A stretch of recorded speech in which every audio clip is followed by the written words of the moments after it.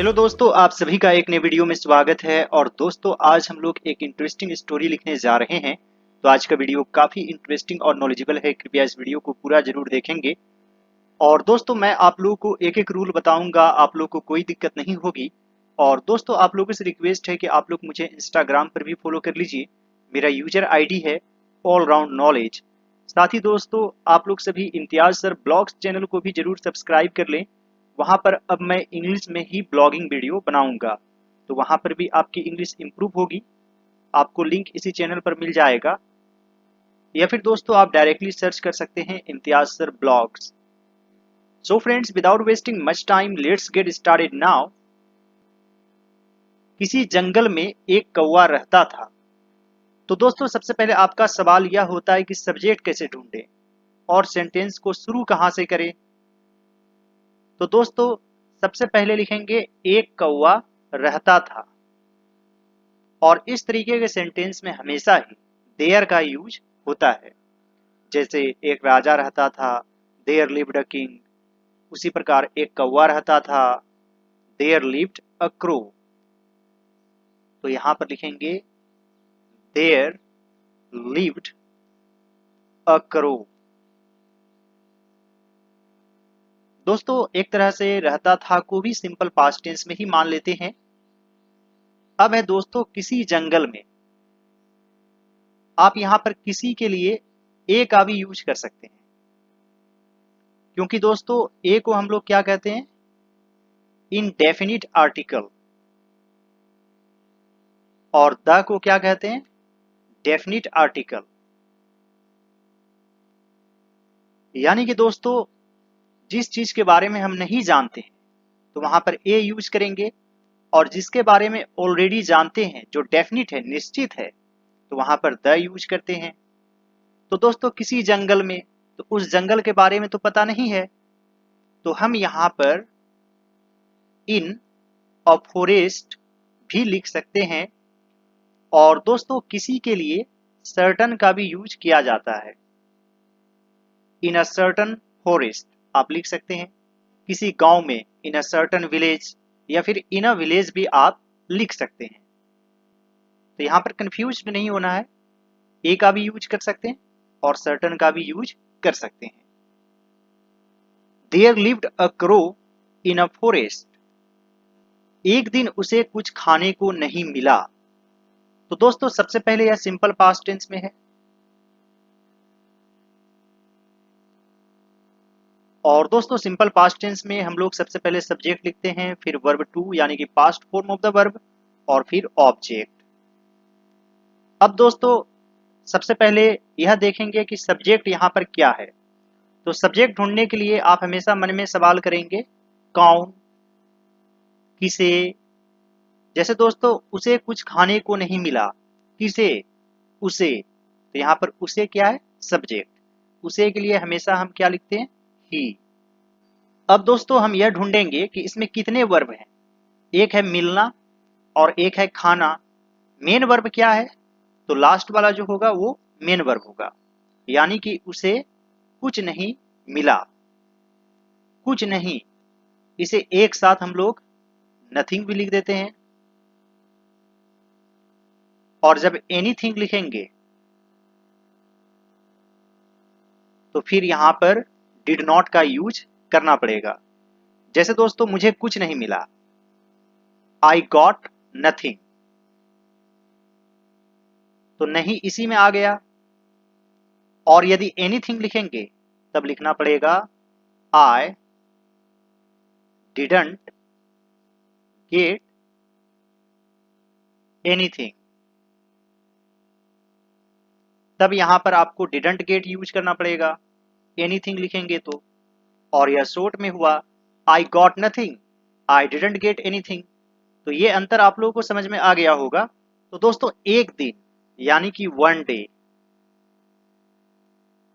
ही, उसे के लिए आप ही लिख सकते हैं। हालांकि दोस्तों छोटे पक्षियों के लिए या फिर जानवरों के लिए ईट का यूज करते हैं, लेकिन दोस्तों स्टोरी में खास तौर पर ही का ही यूज करते हैं, सी का ही यूज करते हैं। One day he didn't get anything to eat. One day he didn't get anything to eat. दोस्तों मैंने आपको यहाँ पर फॉर्मेट में बताया कि वर्ब टू यूज करना है, लेकिन दोस्तों यहाँ पर तो गेट यूज किए, गॉट यूज नहीं किए, क्योंकि दोस्तों यह नेगेटिव सेंटेंस बन गया है और जब डिड का यूज होता है तो हमेशा वर्ब वन ही यूज होता है। हालांकि दोस्तों यदि आप नथिंग का यूज करेंगे तो आपको वर्ब टू यूज करना पड़ेगा। जैसे मान लीजिए one day he got nothing to eat, खाने के लिए। One day he got nothing to eat, वह भूखा प्यासा इधर उधर भटक रहा था। तो दोस्तों यह किस टेंस में है? Past continuous tense. जैसे मैं पढ़ रहा था, आई वॉज रीडिंग होता है, वह खा रहा था। ही वॉज ईटिंग, तो वह भटक रहा था। He was wandering,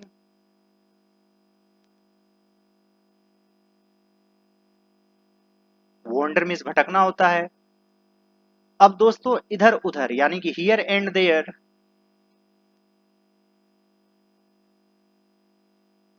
he was wandering here and there, भूखा प्यासा। हंग्री एंड थ्रस्टी,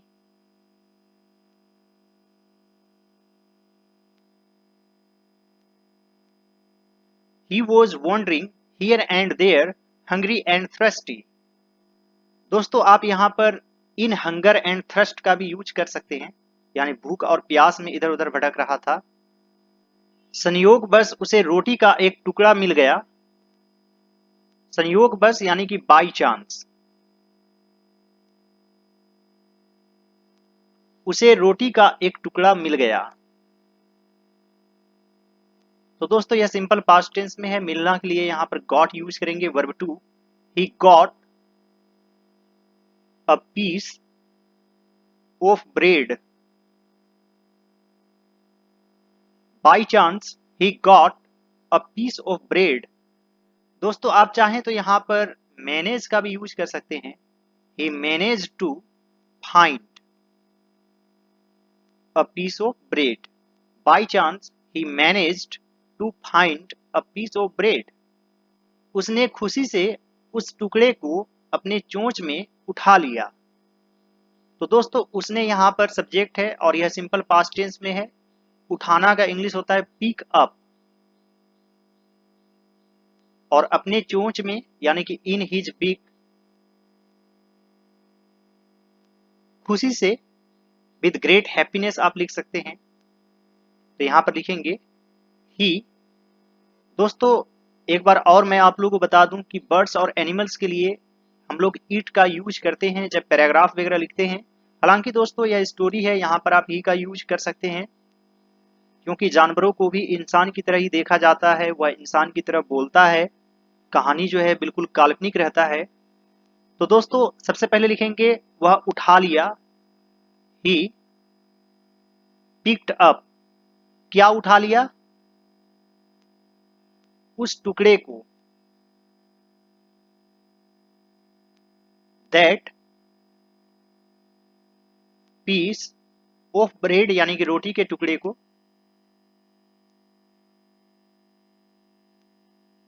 अपने चोंच में, इन हिज बिक। मान लीजिए यहां पर इट सब्जेक्ट रहता तो यहां पर इट्स हो जाता, इन इट्स बिक, लेकिन ही है तो ही के अनुसार हिज लिखना पड़ेगा। विद ग्रेट हैप्पीनेस,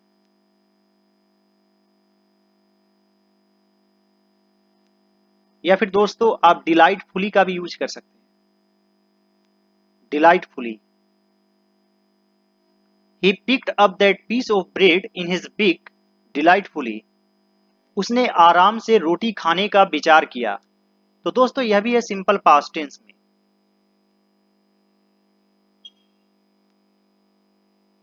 और दोस्तों यहां पर है खाने का विचार किया, यानी कि दो वर्ब है, एक है खाना और एक है विचार करना। विचार करना के लिए आप थिंक वर्ब का यूज कर सकते हैं, और थिंक से क्या बन जाएगा, थॉट। वर्ब टू यूज करेंगे, और जो सेकंड वर्ब है उसे टू लिखने के बाद लिखना है। आराम से, यहाँ पर एडवर्ब है, इसके लिए यूज करेंगे कंफर्टेबली। तो यहां पर लिखेंगे ही थॉट, या फिर दोस्तों आप डिसाइडेड का भी यूज कर सकते हैं। He decided to eat the bread, आराम से, कंफर्टेबली।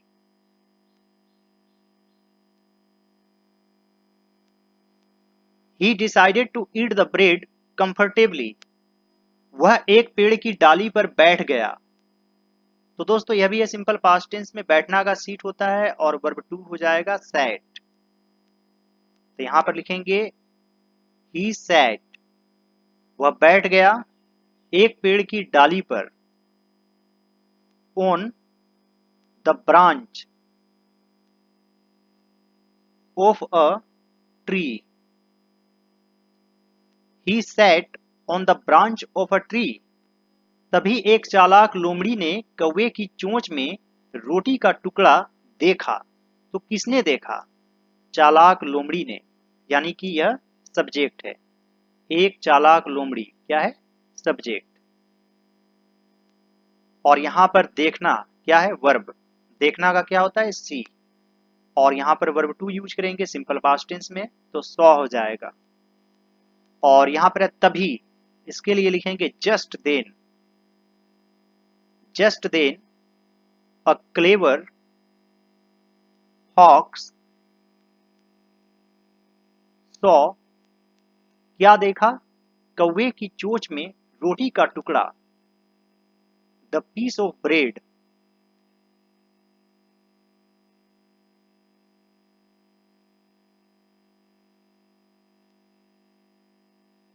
इन, मे के लिए इन लिखेंगे,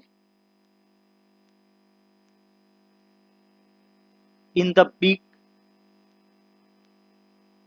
of the crow. Just then a clever fox saw the piece of bread in the beak of the crow. या फिर दोस्तों आप शॉर्ट में लिख सकते हैं in the crow's beak। यहां पर अपस्ट्रोफी कोमा एस का भी यूज कर सकते हैं, या फिर आप ऑफ का भी यूज कर सकते हैं। वह पेड़ के नीचे आई, यहां पर लिखेंगे she came, verb two use करना है। पेड़ के नीचे, अंडर द ट्री।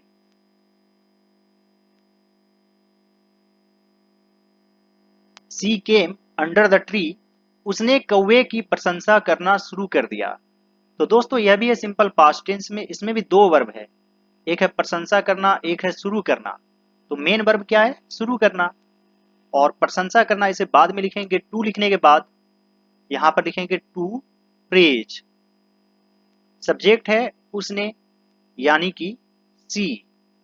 मान लीजिए फॉक्स को स्त्रीलिंग के रूप में लेते हैं, फीमेल के रूप में, तो यहां पर सी यूज करेंगे। शुरू करना यानी कि स्टार्ट, तो यहां पर हो जाएगा started. She started to praise भी आप लिख सकते हैं। स्टॉप और स्टार्ट के बाद आईएनजी फॉर्म भी यूज होता है, तो यहां पर आप प्रेजिंग भी लिख सकते हैं। स्टार्टेड प्रेजिंग कौवे की द क्रो। जैसे मान लीजिए वह मेरी प्रशंसा करता है, ही प्रेजेस मी। तो प्रेज के बाद कोई भी यहां पर प्रीपोजिशन यूज नहीं करते हैं, तो उसी प्रकार यहां पर प्रेजिंग के बाद सीधे द क्रो लिखेंगे। She started to praise the crow, उसने कौवे से कहा। She said to the crow. दोस्तों अभी यह डायरेक्ट स्पीच में है, आप इसे इनडायरेक्ट स्पीच में भी लिख सकते हैं। She said to the crow, कौवा भाई सभी पशु पक्षी कहते हैं। तो यहां पर आप डियर क्रो का भी यूज कर सकते हैं। क्रो ब्रो का भी यूज कर सकते हैं।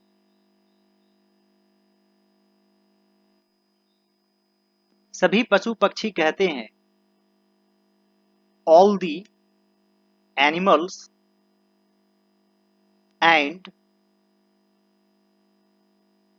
बर्ड्स कहते हैं, से एक से अधिक है इसलिए एस यूज नहीं करेंगे, से दैट तुम इस जंगल के सबसे अच्छे गायक हो, you are the best singer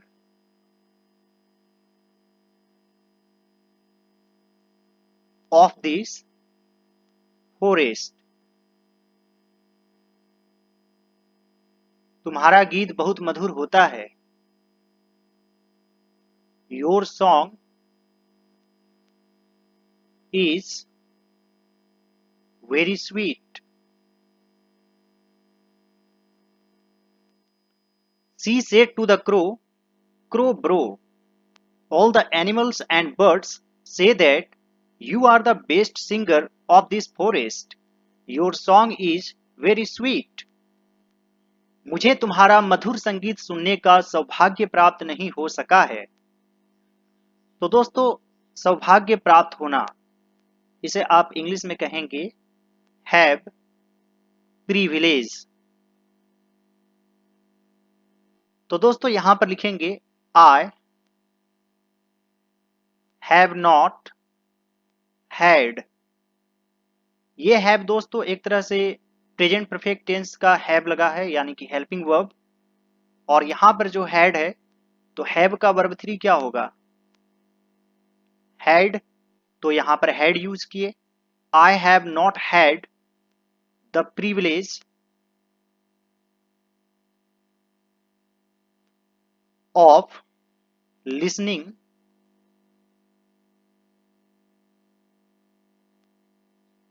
to your sweet song.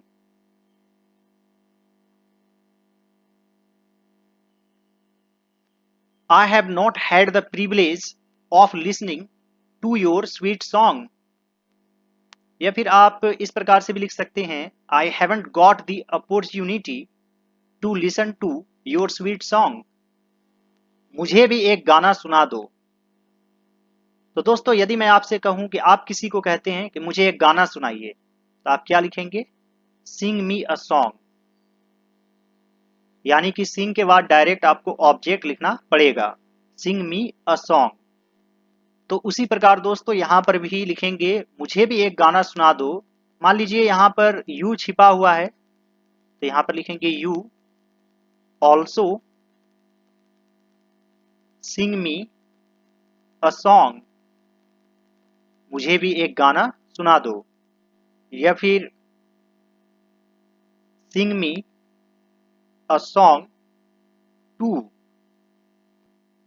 Singh me a song too, आप इस प्रकार से भी लिख सकते हैं। कौवा अपनी झूठी प्रशंसा सुनकर फूल उठा। तो दोस्तों सुनकर, खाकर, जाकर, इसके लिए आप आईएनजी फॉर्म का भी यूज कर सकते हैं, जैसे सुनकर हियरिंग। आप चाहें तो आफ्टर का भी यूज कर सकते हैं, यानी सुनने के बाद, आफ्टर हियरिंग। कभी कभी हैविंग का भी यूज करते हैं, having plus verb 3, having heard. लेकिन दोस्तों एक के बाद एक जब काम हो, जैसे प्रशंसा सुना और वह खुश हो गया, तो बीच का अंतराल बहुत कम है, तो आप आईएनजी फॉर्म का यूज कर सकते हैं। कौवा अपनी झूठी प्रशंसा सुनकर फूल उठा। The crow overjoyed.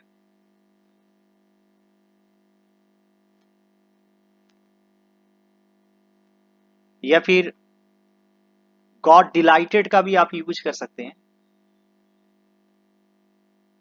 God dilated. अपनी झूठी प्रशंसा सुनकर, hearing his false praise. The crow overjoyed hearing his false praise. वह जोर जोर से कांव कांव करने लगा। तो दोस्तों अंत में यदि लगा रहेगा तो आप स्टार्टेड या फिर बिगेन का यूज कर सकते हैं। काँव काँव करना, इसे इंग्लिश में क्रो भी कहा जाता है। क्रो एक वर्ब है। मुर्गे की आवाज को भी क्रो कहते हैं, द कॉक इज क्रोइंग। और कौवे की आवाज को भी क्रो कहते हैं, और इसे इंग्लिश में कॉव भी कहते हैं, कॉ कॉ आप कह सकते हैं। तो यहां पर लिखेंगे ही स्टार्टेड क्रोइंग या डूइंग कॉ कॉ, जोर जोर से, loudly. He started crowing loudly. जैसे ही उसने अपना चोंच खोला, रोटी का टुकड़ा नीचे गिर गया। जैसे ही यानी कि एज, इस तरीके के सेंटेंस में आप एज से शुरू करेंगे। जैसे ही उसने अपना चोंच खोला, as he opened his beak, रोटी का टुकड़ा नीचे गिर गया। The piece of bread